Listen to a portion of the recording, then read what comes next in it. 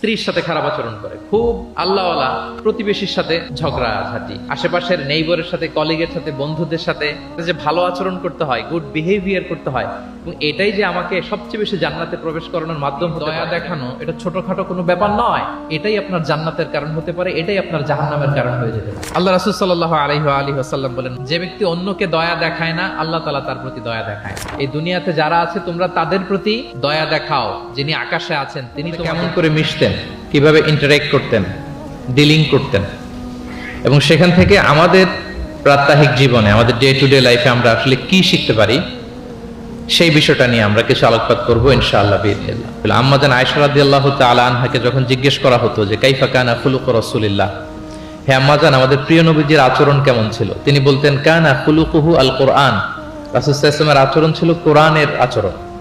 মানে পুরো কোরআনে থিওরিটিক্যালি যা বলা আছে আমাদের প্রিয় নবীজির জীবনে প্র্যাকটিক্যালি সেটা করে দেখানো আছে। তিনি যখন মদিনার রাস্তা দিয়ে হেঁটে যেতেন, as if a living Quran is walking on the street, মনে হতো একটা জীবন্ত কোরআন মদিনার রাস্তা দিয়ে হেঁটে হেঁটে যাচ্ছে। কানা খুলুকুহু আল কোরআন। তো উনি কিভাবে মানুষের সাথে আচরণ করতেন? উনি কি হুট করে রেগে যেতেন আমাদের মতো? কর্কশ ভাষী ছিলেন? বাজে আচরণ করতেন কারোর সাথে? ওনার ব্যবহার দিয়ে, বিহেভিয়ার দিয়ে কখনো কারো মনে কষ্ট দিয়েছেন এমনটি কি আমরা কখনো কেউ শুনেছি? না, নেভার এভার। আল্লাহ তাআলাও কিন্তু কর্কশ ভাষীকে, অশ্লীল ভাষীকে, কঠোর ভাষীকে তিনি পছন্দ করেন না, এবং মুমিন মাত্রই সে ভদ্র হবে, নম্র হবে, সুভাষী হবে। এবং এই সুন্দর আচরণ বা কোমল আচরণকে আল্লাহ রাসূল সাল্লাল্লাহু আলাইহি ওয়াসাল্লাম সব কাজের অলংকার বলেছেন। যেই ব্যক্তি থেকে কোমলতাকে সরিয়ে নেওয়া হয়েছে তার থেকে সব ধরনের খায়েরকে সরিয়ে নেওয়া হয়েছে। যার মধ্যে কোমলতা নেই, মানে সুন্দর আচরণ নেই, তার মধ্যে কোনো খায়ের নেই, তার মধ্যে কোনো কল্যাণ নেই। আমরা যদি দোয়া করতেন, আল্লাহ আমি দেখতে যেমন সুন্দর, আমার আচরণটাও যেন তেমন সুন্দর হয়। আপনারা আয়নার সামনে দাঁড়ালে এই দোয়াটা পড়েন? আয়নার সামনে দাঁড়িয়ে এই দোয়াটা পড়তে হয় যে আল্লাহুম্মা হাসসানতা খালকি ফাহাসসিন খুলুকি, আল্লাহ আমাকে দেখতে যেরকম সুন্দর বানিয়েছেন আমার আচরণটাও আপনি সুন্দর করে দিন। এবং আল্লাহ রাসূল সাল্লাল্লাহু আলাইহি সাল্লাম তিনি ইরশাদ করেছেন, দুটি জিনিস মানুষকে সবচাইতে বেশি আল্লাহর জান্নাতে প্রবেশ করাবে। একটি হচ্ছে তাকওয়াল্লাহ, আল্লাহর ভয়, আর একটি হচ্ছে হুসনুল খুলুক, সুন্দর আচরণ। রিপিট, আমি আবারও বলছি, দুটি জিনিস মানুষকে সবচাইতে বেশি আল্লাহর জান্নাতে প্রবেশ করায়। একটি হচ্ছে আল্লাহর ভয়, তাকওয়াল্লাহ, আরেকটি হচ্ছে সুন্দর আচরণ, হুসনুল খুলুক। এখানে বলা হয়নি যে নামাজ মানুষকে বেশি জান্নাতে প্রবেশ করাবে, রোজা প্রবেশ করাবে, যাকাত করাবে, হজ করাবে, এমন কিছু বলা হয়েছে না, বরং সুন্দর আচরণ মানুষকে বেশি জান্নাতে প্রবেশ করায়। আমরা অনেক সময় ইসলামের এই এসেন্সটা ধরতে পারি না। দেখবেন যে খুব নামাজি কিন্তু খিটখিটে মেজাজ। তো আজকে থেকে সাউন্ড খুব অল্প হয়েছে, আমি শুনি নাই, আরো জোরে করবো কিনা? ইনশাআল্লাহ আমরা ভালো আচরণ করব, এবং আমার সহপাঠীদের সাথে, বন্ধুদের সাথে ভালো আচরণ, এটাই আমাকে জান্নাতে প্রবেশ করাবে ইনশাআল্লাহ। বলি সবাই। একটা চমৎকার হাদিস দিয়ে আমার মূল আলোচনা শুরু করি। আল্লাহ রাসূল সাল্লাল্লাহু আলাইহি ওয়াসাল্লাম তিনি বলেন, আনা যাঈমুন বিবাইতিন ফি রাবাদিল জান্নাতি লিমান তারাকাল মিরাআ ওয়া ইন কানা মুহিক্কান। প্রিয় নবীজি বলেন যে আমি ওই ব্যক্তিকে জান্নাতের আঙ্গিনায় একটা ঘরের সুসংবাদ দেই যে তর্ক করার সময় নিজের সঠিক, সে হকের উপর আছে, এটা জেনেও সে তর্ক করে না। তর্ককে, আর্গুমেন্টকে, ডিবেটকে স্যাক্রিফাইস করে যে না আমি ঝগড়ায় যাব না, যদিও সেই সঠিক। এরকম স্যাক্রিফাইস যে করে জান্নাতের আঙ্গিনায়, তাকে আমি একটা ঘরের সুসংবাদ দেই। এরপর প্রিয় নবীজি বলছেন, ওবি বাইতিন ফি ওয়াসাতিল জান্নাতি লিমান তারাকাল কাযিবা ওয়া ইন কানা মাযিহান। আর আমি ওই ব্যক্তিকে জান্নাতের মাঝামাঝি স্তরে একটা ঘরের সুসংবাদ দিচ্ছি যে ব্যক্তি কৌতুক করেও মিথ্যা বলে না। He was kidding, he was joking, but he never tells a lie. মজা করতেছে, জোক করতেছে, কিন্তু জোকের মধ্যেও সে কি করে না? মিথ্যা বলে না। তাকে জান্নাতের মাঝামাঝি স্তরে আমি একটা ঘরের গ্যারান্টি দিচ্ছি। এরপর আল্লাহ রাসূল সাল্লাল্লাহু আলাইহি ওয়াসাল্লাম বলতেছেন, ওবি বাইতিন ফি আ'লাল জান্নাতি লিমান হাসানা খুলুকাহ। আর আমি এট দা ভেরি হাই, মানে পিক অফ দ্য প্যারাডাইস, জান্নাতের একেবারে সর্বোচ্চ স্তরে একটা বাসভবনের গ্যারান্টি ওই ব্যক্তিকে দেই যে অন্যের সাথে ভালো আচরণ করে। মানে হাসানা খুলুকাহ, যে তার চরিত্রটাকে সুন্দর করেছে, যার আচরণটাকে সুন্দর করেছে, যার আচরণটা অমায়িক আচরণ, মাধুর্যপূর্ণ আচরণ, ওই ব্যক্তিকে আমি এট দা হাইয়েস্ট পিকের জন্য আপনাকে ব্লেসিংস এন্ড মার্সি করে প্রেরণ করেছি।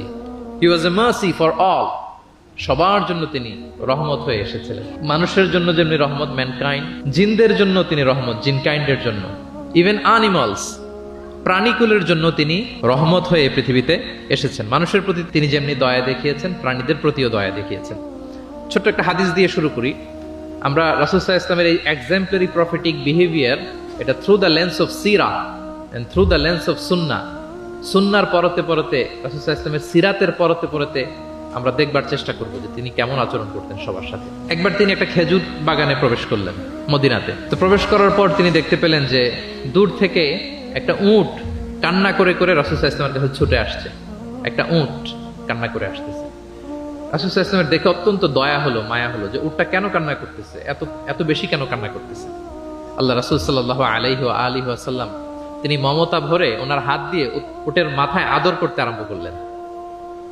প্রিয় নবীজির এই মমতা মাখা হাত বোলানো পেয়ে উটের কান্না বন্ধ হলো এবং রাসূল সাল্লাল্লাহু আলাইহি ওয়াসাল্লামের কানে কি কি যেন বললো উট, এটা অন্যরা বুঝতে পারছে না। আদালত কর্তৃক সাব্যস্ত হলো যে একজন মৃত্যুদণ্ড প্রাপ্ত আসামি। তো তাই বলে কি আপনি যা ইচ্ছা তার সাথে করতে পারবেন? তার নাক কেটে ফেলা, কান কেটে ফেলা, তার অঙ্গহানি করা, এলোপাথারি ছুরিকাঘাত করা করতে পারবেন না। ইযা ক্বাতালতুম ফাআহসিনুল কিতলা, এটাও ইহসানের সাথে করতে হবে। দেখেন, হত্যার মতো একটা কাজ ইহসানের সাথে করতে হবে। ওয়া ইযা যাবাহতুম ফাআহসিনুয যাবহা, প্রিয় নবীজি বলেন তোমরা যখন জবেই করবে, কুরবানি করবে, এখানেও ইহসানের সাথে করবে। আল্লাহু আকবার। করতেছি জবাই, করতেছি কি বলেন সবাই আমার সাথে, করতেছি কি জবাই। তার মানে প্রাণীটাকে তো মেরেই ফেলতেছি, কিন্তু প্রিয় নবীজি বলেন এই জবাই করার ক্ষেত্রেও ইহসান করতে হবে। এত সুন্দরভাবে দ্রুত তার গলায় ছুরি লাগাতে হবে যাতে কয়েক সেকেন্ডের মধ্যেই জবাইয়ের কাজটা হয়ে যায়। আপনি ইচ্ছে মতো এলোপাথারি তাকে ছুরি দিয়ে কষ্ট দিতে পারবেন না। মুমিনের প্রতিটি কাজে যেন ইহসানের পরশ থাকে। একবার আল্লাহ রাসূল সাল্লাল্লাহু আলাইহি সাল্লাম এক সাহাবীর পাশ দিয়ে যাচ্ছেন। ওই সাহাবী একটা ভেড়াকে জবাই করার জন্য মাটিতে শুইয়ে পা দিয়ে চেপে ধরে এরপর ছুরি ধার করতেছে। ছাগলটাকে মাটিতে শুইয়ে পা দিয়ে চেপে ধরে এরপরে কি করতেছে? ছুরি ধার করতেছে। আর প্রাণীটা এই ছুরি ধার করার দৃশ্যটা দেখতেছে। আল্লাহ রাসূল সাল্লাল্লাহু আলাইহি ওয়াসাল্লাম তাকে ধমক দিলেন, শাসালেন, বললেন তুমি তো এটাকে 2 বার জবাই করে ফেললে, একটু পরে তো জবাই করবে, এখনই তো জবাই করে ফেলতেছো। তুমি কি আগে ধার দিয়ে নিতে পারলা না? জবাইয়ের আগে তুমি কি ছুরিটাকে ধারালো করে নিতে পারলা না? শার্পেন করে নিতে পারলা না? এভাবে আল্লাহ রাসূল সাল্লাল্লাহু আলাইহি ওয়াসাল্লাম সব সময় প্রাণীদের প্রতি তিনি দয়া দেখাচ্ছেন। তাড়িয়ে দেয় আর কি করি? ঢিলছড়ি। আর কেউ কেউ খাবার দেয়, মাশাআল্লাহ। এই তো, এটাই তো প্রিয় নবীজির সুন্নাহ, আমরা খাবার দিব এক্স্যাক্টলি। কিন্তু আমি জানি না কেন যেন বাংলাদেশে কুকুর দেখলে, বিড়াল দেখলে কি করে? তাড়ায় দেয়, ঢিল ছোড়ে, লাথি মারে, এরকম করে না অনেক সময়? অপ্রয়োজনে, কোনো প্রয়োজন নেই এটা করে। এবং সবচেয়ে মজার ব্যাপার হচ্ছে মাঝে মাঝে দেখা যায় যে জোড়া লাগা কুকুর যদি দেখা যায় যে একসাথে দুটো কুকুর, তাদের প্রজননের কারণে তাদের একটা বিশেষ ঋতুতে, বিশেষ সময়ে তাদেরকে এটা করতে হয়। এক অদ্ভুত কারণে মানুষ মানে ক্ষিপ্ত হয়ে ওঠে তাদের প্রতি। কিন্তু আমাদের তো মানবিক হওয়া উচিত ছিল, আশরাফুল মাখলুকাত বলে আমরা নিজেদেরকে দাবি করি। আমাদের কি করা উচিত ছিল? ইগনোর করা উচিত ছিল, let them do there job, overlook করার দরকার ছিল। কিন্তু কোন এক অদৃশ্য কারণে আমরা এরকম দৃশ্য দেখলে হিংস্র হয়ে উঠি, লাঠি দিয়ে মারি, ওখানে মানুষ জড়ো হই। কিন্তু তাদের একটা সফল প্রজননের জন্য, বংশবিস্তারের জন্য এটা প্রয়োজন। তো আমরা যেন এই কাজটা না করি, এরকম নির্মম যেন আমরা কখনো না হই। কারণ প্রাণীদের প্রতি দয়া দেখানো এটা ছোটখাটো কোনো ব্যাপার নয়। এটাই আপনার জান্নাতের কারণ হতে পারে, এটাই আপনার জাহান্নামের কারণ হয়ে যেতে পারে। আল্লাহ রাসূল সাল্লাল্লাহু আলাইহি ওয়াসাল্লাম বলেন, মান লা ইয়ারহাম লা ইউরহাম, যে ব্যক্তি অন্যকে দয়া দেখায় না, আল্লাহ তাআলা তার প্রতি দয়া দেখায় না। ইরহাম মান ফিল আরদ ইয়ারহামুকুম মান ফিস সামা, এই দুনিয়াতে যারা আছে তোমরা তাদের প্রতি দয়া দেখাও, যিনি আকাশে আছেন তিনি তোমাদের প্রতি দয়া দেখাবেন। তাহলে এই জমিনে কি শুধু আমরাই থাকি নাকি? না পশু পাখি প্রাণী এগুলো থাকে? এদের প্রতিও যদি আমরা দয়াদ্র হই, মমতা দেখাই, করুণা দেখাই, আমাদের প্রতিও দয়া দেখাবে কে? এবার আওয়াজ করে বলুন তো, আমরা আল্লাহর দয়া পেতে চাই কি চাই না? সবাই চাই। তাহলে প্রাণীদের প্রতি কখনো আমরা যেন নির্মম। হচ্ছে কোন স্কলারের কাছে দোয়ার জন্য নবজাতক শিশুকে নিয়ে যাওয়া, সে স্কলার খেজুর খেয়ে তার মুখের লালা মিশ্রিত খেজুরের রস দোয়া হিসেবে নবজাতক শিশুর মুখে দিয়ে দিবে। এটাকে বলে তাহনিক। এটাকে কি বলে? আমি করেছি অনেক জায়গায়, অনেক মা বাবা তাদের সন্তানদেরকে নিয়ে এসেছে খেজুর নিয়ে, তা আমরা বিশ্বনবীর সুন্নাহ হিসেবে এটা করে দিয়েছি। আল্লাহ রাসূল সাল্লাল্লাহু আলাইহি সাল্লামের কাছে তাহনিক করতে সাহাবারা আসতো, তিনি শিশুদেরকে পরম মমতায় তাহনিক করে দিতেন। মদিনাতে যখন সাহাবারা আসলো, তাদের কারো ঘরে কোনো সন্তান জন্মাচ্ছিল না। আল্লাহ রাসূল সাল্লাল্লাহু আলাইহি সাল্লামের শালিকা আবু বকর রাদিয়াল্লাহু তাআলা আনহুর কন্যা আয়েশা রাদিয়াল্লাহু তাআলা আনহার বড় বোন আসমা বিনতে আবি বকর, তিনি প্রেগন্যান্ট অবস্থায় মক্কা থেকে মদিনায় হিজরত করলেন এবং কোবাতে আসার পরপরই উনি বাচ্চা ডেলিভারি করলেন, পুত্র সন্তান। ওনার ঘর আলোকিত করে জন্ম নিল আব্দুল্লাহ ইবনে জুবাইর। মদিনায় আনন্দের হিল্লোল বয়ে গেল, কারণ ইহুদিরা বলছিল এই যে মুসলমানদের ঘরে কোনো সন্তান হয় না, সন্তান হয় না। কিন্তু যখনই আসমা বেবি ডেলিভারি করলেন, মুসলমানদের মধ্যে আনন্দের বন্যা। তো ওনার সন্তান আব্দুল্লাহ ইবনে জুবাইরকে সাথে নিয়ে কোলে করে নিয়ে তিনি প্রিয় নবীজির কাছে আসলেন। এসে বললেন, ইয়া রাসূলুল্লাহ, আপনি আমার সন্তানের জন্য দোয়া করে দিন। আল্লাহ রাসূল সাল্লাল্লাহু আলাইহি ওয়াসাল্লাম একটা খেজুর নিয়ে, খেজুর চিবিয়ে ওনার লালা মোবারক মিশ্রিত বরকতময় লালা নিয়ে, খেজুরের রস নিয়ে আব্দুল্লাহ ইবনে জুবাইরের মুখের মধ্যে দিয়ে দিয়েছেন। ও এজন্য আসমা বিনতে আবু বকর সবসময় গর্ব করে বলতেন যে আমার কলিজার টুকরা সন্তান আব্দুল্লাহর পাকস্থলীতে সর্বপ্রথম পৌঁছেছে প্রিয় নবীর লালা মিশ্রিত খেজুরের রস। সুবহানাল্লাহ ওয়া বিহামদিহি। আল্লাহ রাসূল সাল্লাল্লাহু আলাইহি ওয়াসাল্লাম এরকম তাহনিক করতেন। আপনারাও সুযোগ হলে আপনাদের স্থানীয় যে স্কলাররা আছেন, ভালো স্কলার, আল্লাহওয়ালা মানুষ, তাদের কাছে সন্তানদেরকে নিয়ে তাহনিক করাবেন। প্রিয় নবীজি তাহনিক করতেন। শিশু সন্তানদেরকে তিনি কোলে নিতেন, হাদিসে এসছে অনেক বাচ্চাকে তিনি কোলে নিয়েছেন এবং ওই বাচ্চা আল্লাহর হাবিব সাল্লাল্লাহু আলাইহি সাল্লামের জামার মধ্যে প্রস্রাব করে দিয়েছে, এটাও হাদিসে এসছে। এরকম ইনসিডেন্টও ঘটেছে। তিনি বাচ্চাদেরকে আগে সালাম দিতেন। কি করতেন? সাম্মিল্লাহ, তুমি বিসমিল্লাহ বলো। তাহলে খাওয়ার শুরুতে আমরা কি বলবো? ওয়া কুল বিয়ামিনিক, এবং ডান হাতে খাও। কোন হাতে? কোন হাতে? ডান হাতে। আচ্ছা। ওয়া কুল বিয়ামিনিক ওয়া কুল মিম্মা ইয়ালিক, আর তোমার সামনে যেটা আছে ওখান থেকে খাও। ডানে বায়ে সামনে পিছনে এদিক থেকে ছোটাছুটি করে টানাটানি করো না। তিনি বলেন যে বিশ্বনবী যখন আমাকে এই গাইডলাইন দিলেন, তারপর থেকে আজীবন আমি এই সিস্টেমেই খেয়েছি, আজীবন এই সিস্টেমেই খেয়েছি। তাহলে এটিকেটস অফ হ্যাভিং ফুড, খাবারের যে এটিকেটস, রাসূল সাল্লাল্লাহু আলাইহি ওয়াসাল্লাম বাচ্চাকে শিখিয়ে দিলেন। আরেক হাদিসে এসছে সাদাকার খেজুর স্তূপ করা ছিল মদিনায়, যাকাতের খেজুর। হঠাৎ ওনার নাতি, আল্লাহ রাসূল সাল্লাল্লাহু আলাইহি ওয়াসাল্লামের নাতি হাসান রাদিয়াল্লাহু তাআলা আনহু যাকাতের খেজুর একটা নিয়ে খাওয়া শুরু করলেন। ছোট মানুষ, কোনটা যাকাতের খেজুর আর কোনটা খাওয়া যাবে এটা তো উনি বুঝতেন না। ছোট্ট মানুষ যাকাতের খেজুর খাওয়া শুরু করলেন। দূর থেকে প্রিয় নবীজি দেখে দৌড়ে গেলেন, দৌড়ে মুখ থেকে টেনে খেজুরটা বের করলেন। হাদিসে এসেছে প্রিয় নবীজি বলতে আরম্ভ করলেন, ইরমি বিহা কিখ কিখ।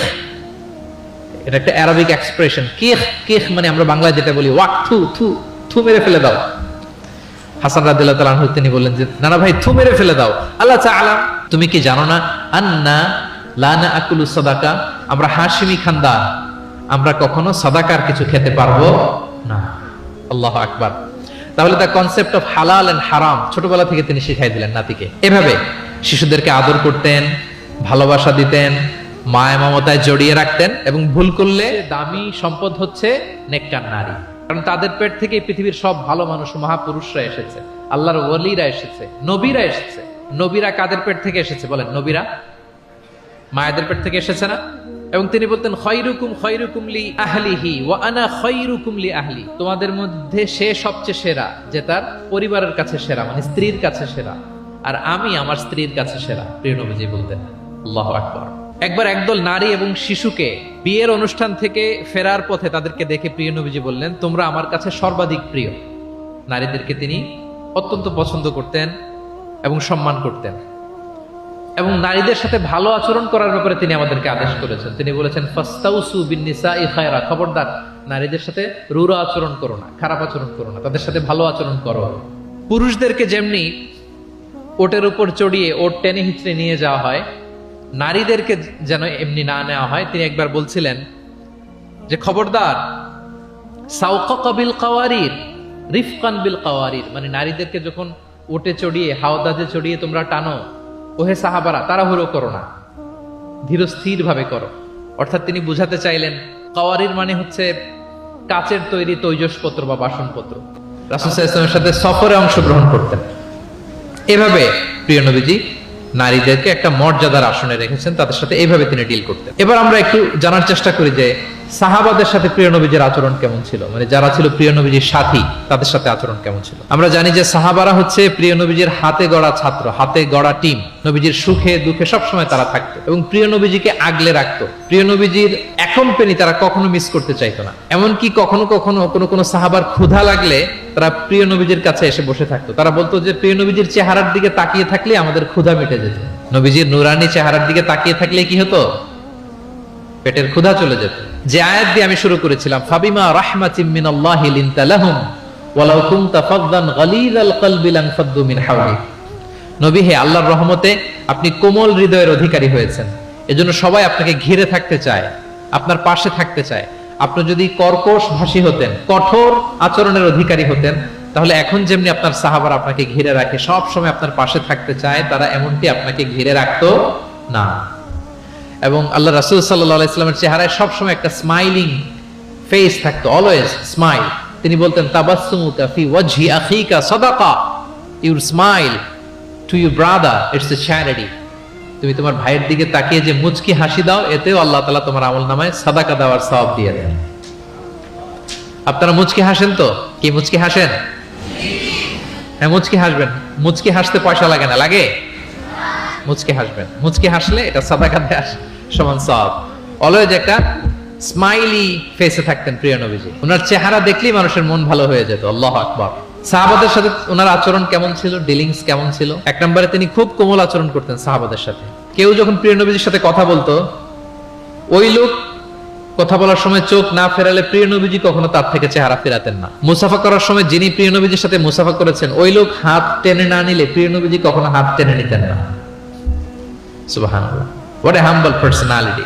তিনি সাহাবাদের প্রতি এতটাই কোমল ছিলেন, একটা ছোট্ট হাদিস থেকে, ওয়ালা তারহাম মা'আনা আহাদা, মানে আল্লাহ তুমি আমারে রহম করো আর মুহাম্মদ সাল্লাল্লাহু আলাইহি ওয়াসাল্লামকে রহম করো, আমাদের দুজনের সাথে আর কাউরে রহম করো না তুমি। বেদুইন, তার মধ্যে এটিকেটস অফ দোয়া, দোয়ার যে একটা আদব আছে এটা তার জানা নাই। সে বলে, আল্লাহ আমাকে মাফ করো, মুহাম্মদ সাল্লাল্লাহু আলাইহি ওয়াসাল্লামকে মাফ করো, আর কাউকে না।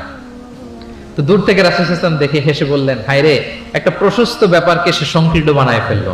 কারণ আল্লাহর দরবারে কি রহমের কোনো কমতি আছে? সবাই বলুন তো আওয়াজ করে, আল্লাহর দরবারে রহমতের কোনো কমতি ঘাটতি আছে?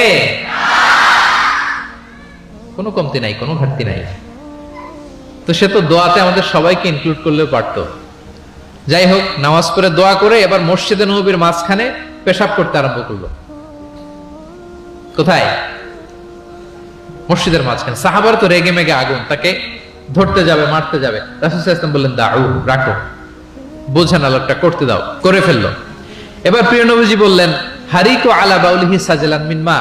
মসজিদে, তখনকার মসজিদে নববী তো বালুর ফ্লোর ছিল, জানেন আপনারা? আমাদের এখনকার মসজিদ তো এই যেরকম পাকা টাইলস করা, কার্পেটিং, আরো কত কি। কিন্তু তখনকার মসজিদে নববী ছিল কিসের? ফ্লোরটা বালুর। রাসূল সাল্লাল্লাহু আলাইহি ওয়াসাল্লাম বললেন যে বালুর মধ্যে যেহেতু পেশাব করে দিয়েছে, এক বালতি পানি ঢেলে দাও। এক বালতি পানি ঢেলে দেয়া হলো।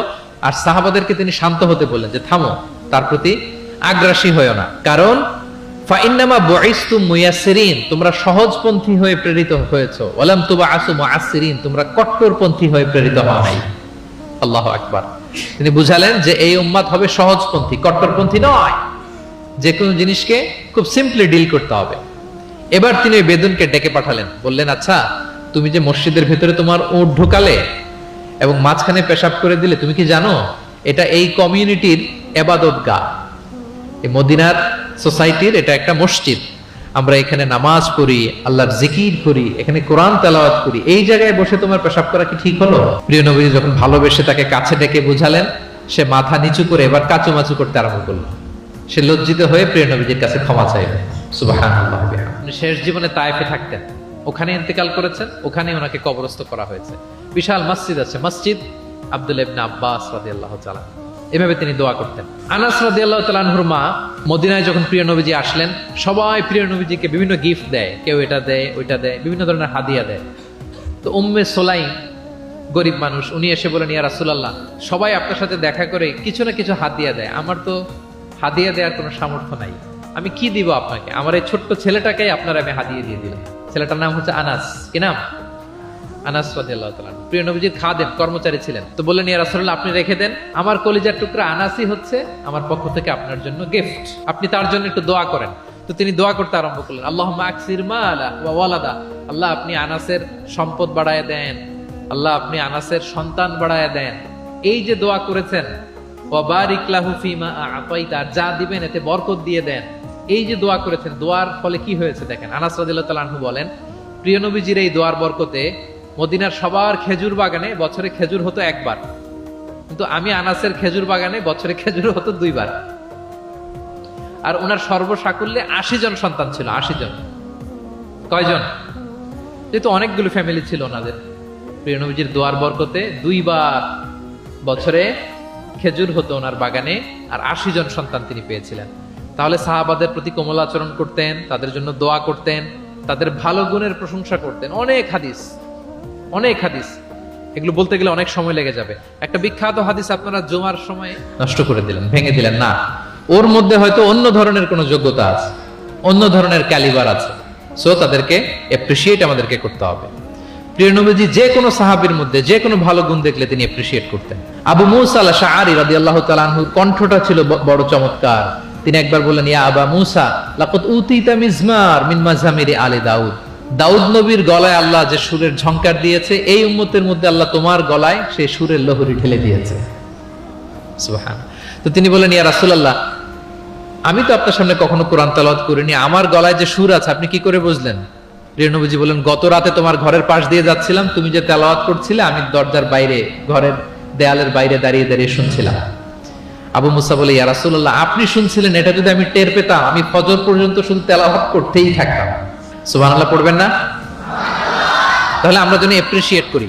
প্রিয় নবীজি এপ্রিসিয়েট করতেন, সাহাবাদেরকে যথাযথ তারবিয়া দিতেন, তাদের সাথে মাঝে মাঝে রসিকতা করতেন, খোশ গল্প করতেন, সাহাবীদের সাথে একসাথে মিলেমিশে কাজ করতেন। মসজিদ নির্মাণের ঘটনা আমরা জানি, কোবা মসজিদ, মসজিদে নববী। এমন না যে চেয়ারে বসে থেকে এই তোমরা মসজিদ বানাও, না। একজন ট্রু লিডারের বৈশিষ্ট্য হচ্ছে উনি সামনে এগিয়ে যাবেন, ওনাকে দেখে দেখে ফলোয়াররা ফলো করবে, ঠিক কি না? প্রিয় নবীজি নিজে মাটি বহন করেছেন, পাথর বহন করেছেন, নিজে খন্দকের পরীক্ষা খনন করেছেন, পেটে পাথর বেঁধেছেন। এটা ছিল সাহাবাদের সাথে প্রিয় নবীর ইন্টারঅ্যাকশন, ডিলিংস, মেলামেশা। এবার আমরা একটু দেখি যে প্রিয় নবীর যারা খাদেম ছিলেন, কর্মচারী ছিল, তাদের সাথে মদিনার রাস্তায় দেখে যে বাচ্চারা খেলাধুলা করে, জামা আনার কথা ভুলে যে সেও বাচ্চাদের সাথে খেলা দেখতে আরম্ভ করছে। এখন আল্লাহ রাসূল সাল্লাল্লাহু আলাইহি ওয়াসাল্লাম অনেকক্ষণ বসে আছেন, কি আমার জামা তো আসে না, আনাসও আসে না, ঘটনা কি? আসে না।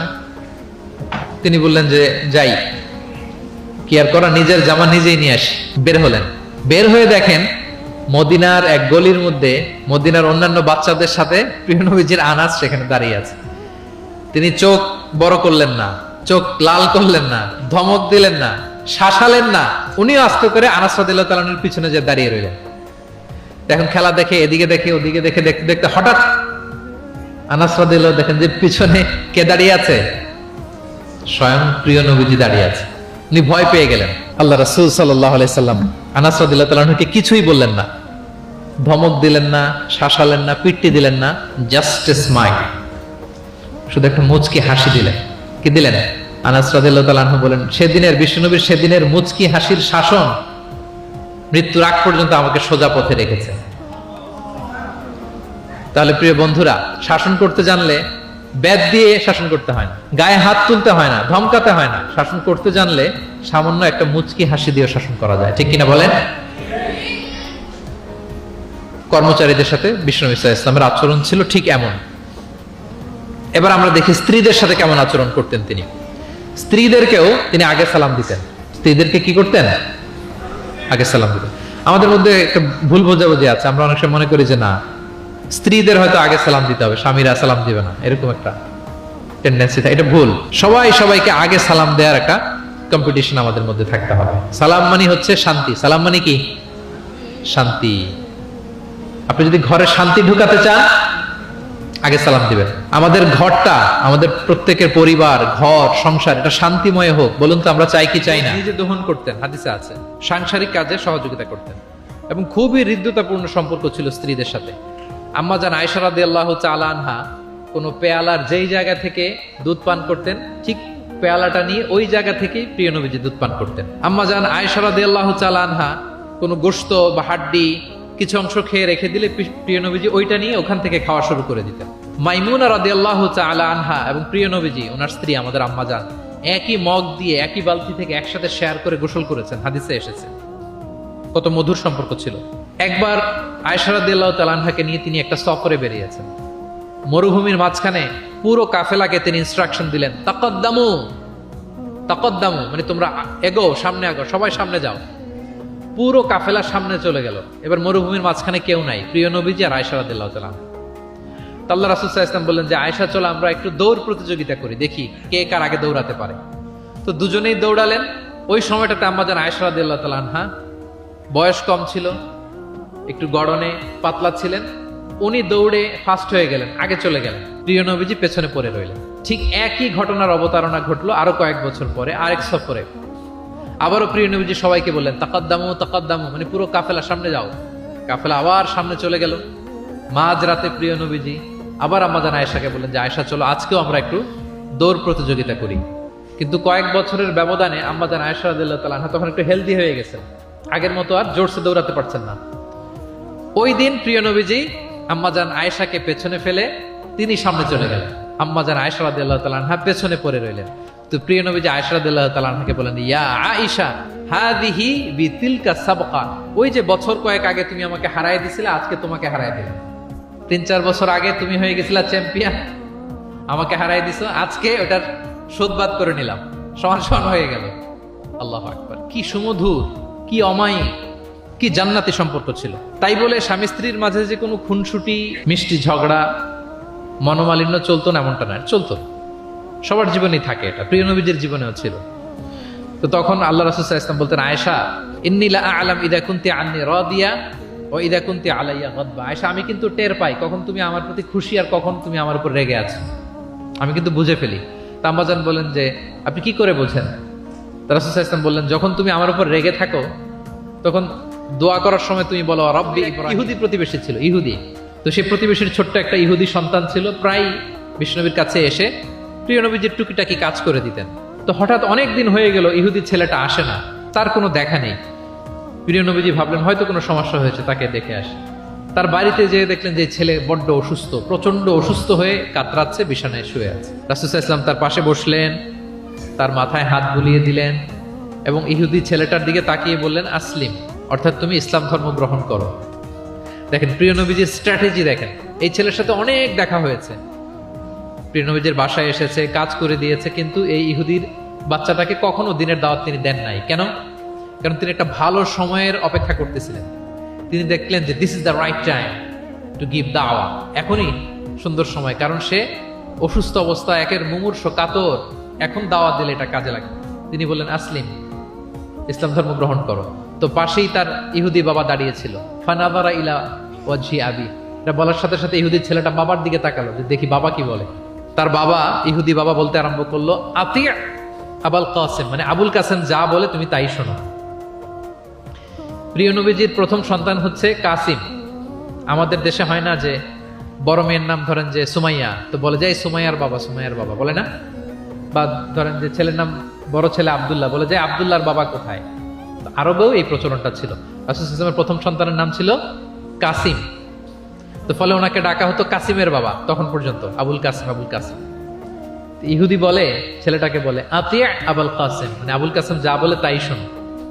এবার রাসূল সাল্লাল্লাহু আলাইহি ওয়াসাল্লাম দেখলেন যে এখনই তো সুযোগ, তিনি পড়তে আরম্ভ করলেন যে তুমি আমার সাথে সাথে পড়ো। এবার ছেলেটা পড়তে আরম্ভ করলো, আশহাদু আল্লা ইলাহা ইল্লাল্লাহ ওয়া আশহাদু আন্না মুহাম্মাদান আবদুহু ওয়া রাসূলুহু। রাসূল সাল্লাল্লাহু আলাইহি ওয়াসাল্লাম বের হয়ে আসলেন আর পড়তে আরম্ভ করলেন, আলহামদুলিল্লাহিল্লাযী আনকাযাহু মিনান নার, প্রশংসা সে আল্লাহর যে আল্লাহ তাআলা যে কিছুক্ষণ আগে জাহান্নামের পথযাত্রী ছিল তাকে এই শাহাদাতের মাধ্যমে মুহূর্তেই জান্নাতি বানিয়ে দিলেন। মুহূর্তেই এই ইহুদি ছেলেটাকে জান্নাতে বানিয়ে দিল কে?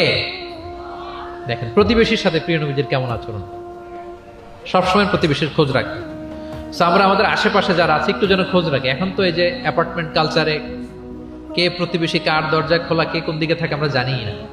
কিন্তু সুযোগ হলে আমার আশেপাশে যারা আছে আমরা যেন একটু খোঁজ রাখি, সুস্থ আছে কিনা, তাদের কোনো ধরনের সমস্যা হচ্ছে কিনা, কোনোভাবে আমি তাদের কাজে লাগতে পারি কিনা, ফিনান্সিয়ালি সাপোর্ট অথবা পরামর্শ দিয়ে হলো আমরা যেন তাদেরকে সাপোর্ট করি। তাহলে প্রতিবেশীর সাথে প্রিয় নবীজির বিহেভিয়ার কেমন ছিল আমরা জেনে গেলাম।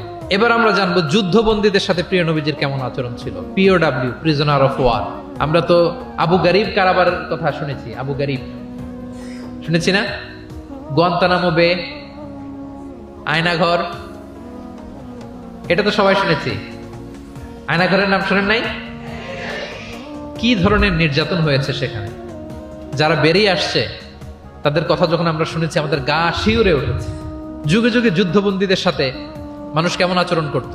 আয়নাঘরেরা তো আর যুদ্ধবন্দী না, তো এদেশের স্বাধীন নাগরিকদের উপর জুলুম করা হয়েছে, অপারেশন চালানো হয়েছে। তো যুদ্ধবন্দীদের সাথে প্রিয় নবীজির আচরণ কেমন ছিল আমরা যদি একটু দেখি, কম্পেয়ার টু এই আবু গারিব, গুয়ান্তানামো বে, এই সমস্ত আয়নাঘরের যে ইনসিডেন্ট আমাদের সামনে আছে, এটাকে একটু সামনে রেখে যদি দেখি যে যুদ্ধে যদি কেউ বন্দী হতো প্রিয় নবীজির হাতে, উনি কি আচরণ করতেন। আকৃষ্ট হতে লাগলেন। টানা 3 দিন তাকে যখন প্রিয় নবীজি দাওয়াত দিলেন, আপ্যায়ন করলেন, 3 দিন পরে প্রিয় নবীজি সাহাবীদেরকে বললেন, যাও এবার মসজিদে নববীর ওখানে যে সুমামার দেহ থেকে রশিটা খুলে দাও। সাহাবারা বলেন, ইয়া রাসূলুল্লাহ, সে ভয়ঙ্কর খুনি, অত্যন্ত ভয়ঙ্কর, আপনি তাকে চিনেন না। প্রিয় নবীজি বলেন, আমি যা বললাম তাই করো, যাও তার রশিটা খুলে দাও। সাহাবারা যে এবার সুমামার রশিটা খুলে দিল। সুমামা তখন মসজিদ থেকে বের হয়ে মসজিদে নববীর পাশে একটা কুয়া ছিল, ওই কুয়ার ওখানে যে গোসল করলেন, গোসল করে ওযু করে আসলেন, এসে মসজিদে নববীর সামনে দাঁড়িয়ে সাক্ষ্য দিলেন, আশহাদু আল্লাহ ইলাহা ইল্লাল্লাহ ওয়া আশহাদু আন্না মুহাম্মাদান আবদুহু ওয়া রাসূলুহু। এবার তিনি বললেন, হে আল্লাহর রাসূল, আমি সাক্ষ্য দিচ্ছি আল্লাহ ছাড়া কোনো ইলাহ নেই এবং আপনি আল্লাহর প্রেরিত রাসূল। তিনি বললেন, হে মুহাম্মদ, এতদিন আপনার চাইতে কোনো অপ্রিয় চেহারা আমার কাছে ছিল না, সবচেয়ে অপছন্দ করতাম আপনাকে, কিন্তু এই মুহূর্ত থেকে আপনার চাইতে কোনো প্রিয় ব্যক্তিত্ব আমার জীবনে আর নাই। হে মুহাম্মদ, মদিনার চাইতে নিকৃষ্ট কোনো স্থান আমার কাছে ছিল না, কিন্তু আজ থেকে মদিনার চাইতে পবিত্র কোনো জায়গা আমার কলিজায় নাই। হে মুহাম্মদ, আজ পর্যন্ত ইসলামের চাইতে অপছন্দনীয় কোনো ধর্ম আমার কাছে ছিল না, কিন্তু এই মুহূর্ত থেকে ইসলামের চাইতে কোনো প্রিয় ধর্ম আমার কাছে না। আল্লাহু আকবার, আল্লাহু আকবার। যুদ্ধবন্দীদের সাথে বিষ্ণু ইসলাম কেমন আচরণ করেছেন। ঘোর শত্রু প্রিয় নবীজির ফলোয়ারে পরিণত হয়েছে, পরম বন্ধুতে পরিণত হয়েছে। সম্মানিত সুধী, এটা ছিল বিষ্ণু ইসলামের আচরণ যুদ্ধবন্দীদের সাথে। ভিক্ষুকের সাথে কেমন আচরণ করতেন। প্রিয় নবীজির একটা অভ্যাস ছিল, কেউ কিছু চাইলে না করতে পারতেন না। ওনার ডিকশনারিতে না ছিল না। কি ছিল না? সবাই বলুন, কি ছিল না? কেউ এসে কোনো ফরিয়াদি চাইবে, উনি বলবেন না, এটা উনি বলতে পারতেন। একবার ওনার কাছে মাত্র একটা জামা, কয়টা জামা? মাত্র একটা জামা। এক ফরিয়াদি এসে বললেন, ইয়া রাসূলুল্লাহ, আমাকে একটা জামা দেন। উনি তো না করতে পারেন না, ওইটাই খুলে দিয়ে দিলেন।